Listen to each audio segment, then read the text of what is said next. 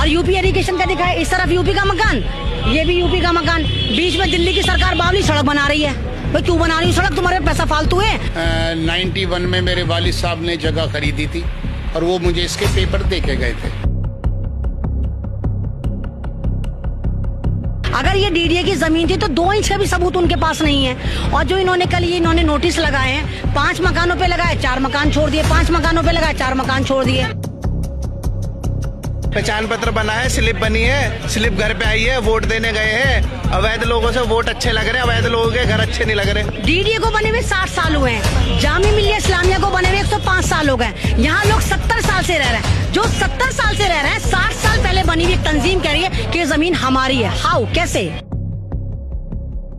पूरे इलाके के अंदर ये लोग नोटिस लगा गए, तब के नोटिस ही ये इलीगल है। आज 2025 में आके हमसे कहते हैं नोटिस लगा के जगह हमारी है और इसे आप खाली कर दीजिए 15 दिन के अंदर। कोर्ट, सुप्रीम कोर्ट जा रहे हैं, गए हुए भी हैं, स्टे आएगा और ऐसे ही रहेगा जैसा है। हमने किसानों से जमीन खरीदी है, हमारे पास सारे पूर्व सारे डॉक्यूमेंट्स हैं हमारे पास। सारे पक्के मकान है भाई, पक्के मकान आप 200 गज की प्रॉपर्टी दिखाइए ना आप, कितनी ऊंची ऊंची बिल्डिंग है, ये झोपड़ियां तो नहीं है। लेकिन मकानों का तो कुछ भी हिसाब नहीं है, मकान तोड़ देंगे, कहीं कहाँ जाएंगे बताओ। जो सरकारी जमीन बेची गई तो उनके नाक की नीची तो थी, उन्हें रोक लेनी चाहिए थी। कोई ये बिल्डिंगें कहीं से उठा के तो आके रख दी नहीं है। पूरी उम्मीद है कोर्ट इंसाफ करेगा। ये इन लोगों की जमीन है, जब से किसानों की ली हुई जमीनें हैं ये। भाई तो हमारी लड़ाई है ना, हम लड़ेंगे। और डीडीए कह रहे कि जी हम यहाँ पर पार्क बनाएंगे। जब आप यहाँ पे सारी आबादी उजाड़ देंगे, बराबर में कब्रिस्तान है, तो क्या मुर्दे आके पार्क में टहलेंगे? वो आके यहाँ पर एक्सरसाइज करेंगे, वो ठंडी हवा और अच्छी हवा और हरी हवा लेंगे? कौन टहलेगा उन पार्कों में जब लोगों को आप उजाड़ देंगे? ये जियादत ऐसी फालतू बोलती है। जब से बीजेपी सरकार है, इसके ज्यादा मिर्ची लेने लगी है। और सबसे बड़ी बात, जामिया इस्लामिया ये एक आतंकवादी यूनिवर्सिटी, यहाँ से बच्चा पढ़ के आतंकवादी बनता है, प्रोफेसर का डॉक्टर नहीं बनता, सिर्फ एक आतंकवादी बनता है।